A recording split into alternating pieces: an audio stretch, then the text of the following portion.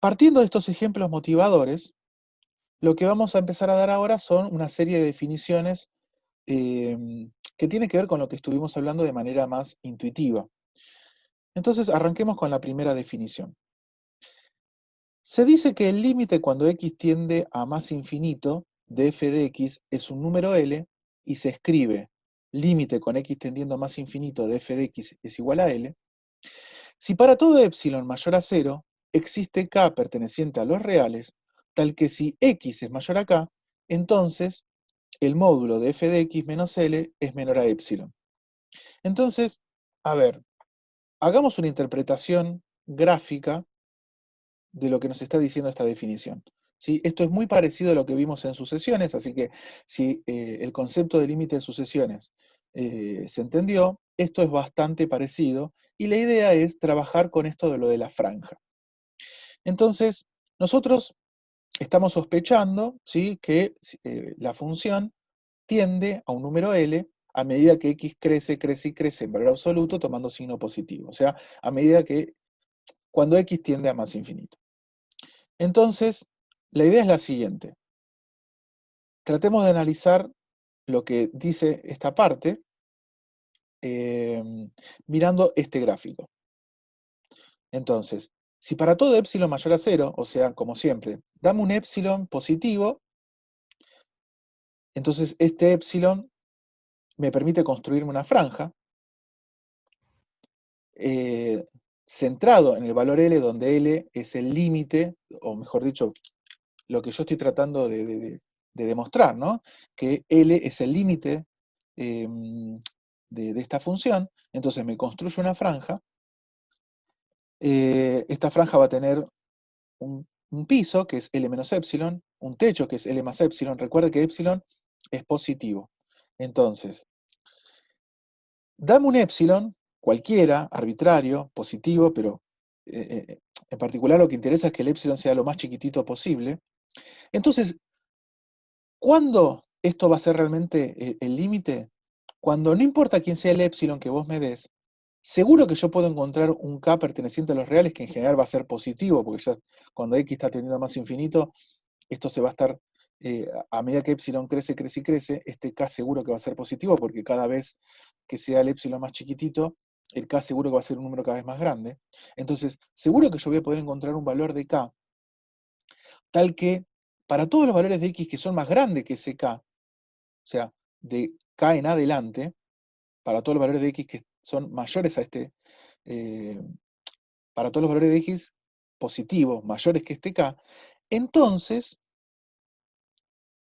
la distancia, recuerden que el módulo de la resta de dos números sería la distancia entre el valor de f de x y el valor del límite va a ser menor a epsilon. Esto, si recuerdan lo que vimos para sucesiones, esto es como decir que el gráfico de la función dado por f de x está contenido dentro de esa franja. Y efectivamente, ¿no? Fíjense que acá, a partir de k, el gráfico de la función está contenido dentro de esta franja. En particular, si yo me paro, por ejemplo, en este valor de x, la distancia entre L y el f de x correspondiente, fíjense, es menor que desde acá hasta acá, que es epsilon, ¿no? Porque si acá está L y acá está L más epsilon, esta distancia, que es el semiancho de esta franja, es epsilon. Por lo tanto, se está cumpliendo lo que dice acá. Entonces, bueno, y lo que dice acá, ¿no? Para x mayor a k, el gráfico de f está dentro de la franja celeste. Entonces, ¿cómo demostramos, ¿sí?, que L es el límite? Después igualmente vamos a hacer un ejemplo, pero siempre el ejemplo más que nada para afianzar el concepto, pero después, bueno, en la guía no van a aparecer ejercicios de este tipo. Eh, entonces, para todo epsilon mayor que 0 que ustedes propongan, ¿sí? Por lo general, lo interesante es que sea lo más chiquito posible y, bueno, obviamente positivo. Seguro que va a existir un k, seguro que yo te voy a poder encontrar un k perteneciente a los reales. Y bueno, vamos a agregar, además que sea positivo, tal que si x es mayor a este número k, entonces ocurre esto de que el módulo de f de x menos c, o sea, la distancia entre f de x y L es menor a epsilon, que es el semiancho de la franja. O sea, esto, interpretándolo desde el punto de vista gráfico, lo que estamos diciendo es que a partir de este x mayor a k, el gráfico de f se encuentra incluido dentro de esta franja celeste. Entonces, si se cumple esto, si nosotros logramos para cualquier epsilon arbitrario encontrar este valor de k, tal que el gráfico de la función siempre está dentro de esta franja, entonces de esa manera nosotros podemos asegurar que el límite con x tendiendo a más infinito de f de x es igual a este número L.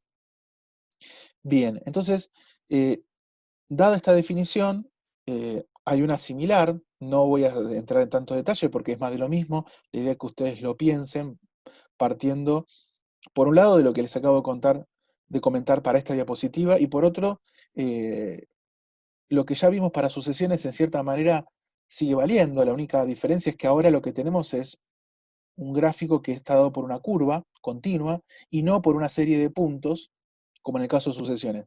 Pero en esencia la idea es exactamente la misma.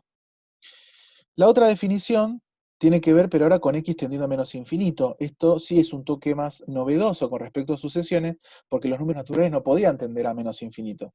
Pero, si se ponen a pensar, más allá de eso, lo que tenemos ahora es una franja para el otro lado, para la izquierda y no para la derecha. ¿Sí? Pero, nada, lo voy a leer, pero no lo voy a analizar demasiado porque es más de lo mismo. Entonces, se dice que el límite cuando x tiende a menos infinito de f de x es un número L, y se escribe límite con x tendiendo a menos infinito de f de x es igual a L, si para todo epsilon mayor a 0 existe un k perteneciente a los reales, tal que si k, perdón, si x es menor a este k, o sea, porque ahora fíjense que fijo este k, que ahora k va a ser negativo, ¿no? Para todos los valores de x que son menores a este k, o sea, que están a la izquierda, ¿sí? Entonces el módulo de f de x menos L es menor a epsilon. O sea, nuevamente lo que tenemos es que, interpretando lo que está acá, es que a partir de este k para la izquierda, o sea, para los valores que son menores que k, lo que vemos es que el gráfico de f está dentro de esta franja naranja, ¿sí? O sea, está ocurriendo lo mismo que en el caso anterior, en el caso de con x tendiendo a más infinito y con la franja celeste, pero del otro lado, ¿no? Como si fuese una especie de espejo, como que en el eje Y tenemos un espejo, ¿no? O sea que es, en esencia es muy, muy similar. Bien. eh, entonces, volviendo un poco a lo que vimos al principio con los ejemplos motivadores, si se acuerdan, había algo que se llamaba asíntotas horizontales, ¿no? Que eran esas rectas horizontales a los cuales el gráfico se aproximaba a medida que x se iba a más infinito o a menos infinito. Entonces ahora vamos a dar una definición un poco más rigurosa de esto del asíntoto horizontal.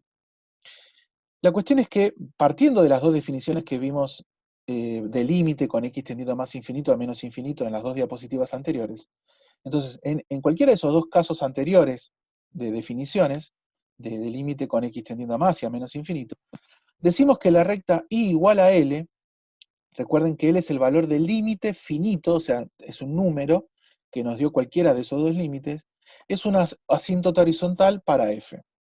O sea, en otras palabras, para hacerlo más sintético y a la vez comprensible, la recta igual a L es una asíntota horizontal al gráfico de f de x, si solo si se da alguna de estas dos o las dos, no importa.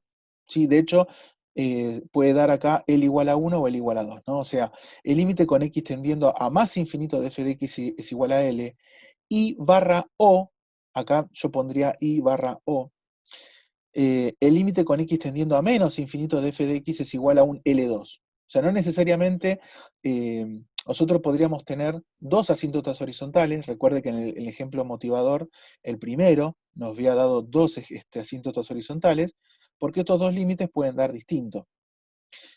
Puede dar un L1 y un L2. En algunos casos, estos dos Ls pueden ser iguales, entonces tenemos una asíntota horizontal. Y una observación muy importante, y esto algo comenté al principio también, tiene sentido preguntarse por la existencia de las asíntotas horizontales y, por lo tanto, plantear los límites con x tendiendo a más infinito y con x tendiendo a menos infinito, si el dominio de la función se extiende a más infinito y a menos infinito respectivamente. O sea, si nosotros tenemos un dominio que va, por ejemplo, de menos infinito a cero, no tiene sentido plantear el límite con x tendiendo a más infinito. ¿Sí? ¿Por qué? Porque el dominio va de menos infinito a cero. Si nosotros tenemos un límite que va, por ejemplo, desde menos 3 a 3, no tiene sentido plantearse ninguno de estos dos límites, y por lo tanto, esta función no va a tener asíntota horizontal, esa función hipotética donde su dominio va de menos 3 a 3. ¿Sí? Entonces, tiene sentido plantearse el límite con x tendiendo a más y a menos infinito cuando el dominio contemple al más y al menos infinito respectivamente.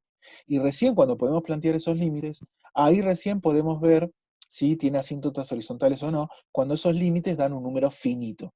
¿Sí? Que ya dijimos que puede tener o dos asíntotas horizontales distintas, o una sola, o ninguna. Esos son los tres casos. Y bueno, obviamente que depende mucho de cómo sea su dominio.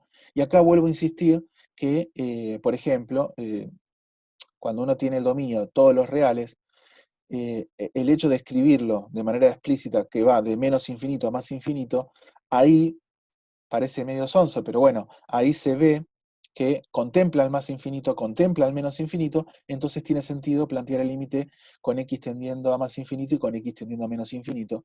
Por eso es aconsejable desde el punto de vista práctico plantear el dominio de esa manera, ¿no? Como intervalos o unión de intervalos.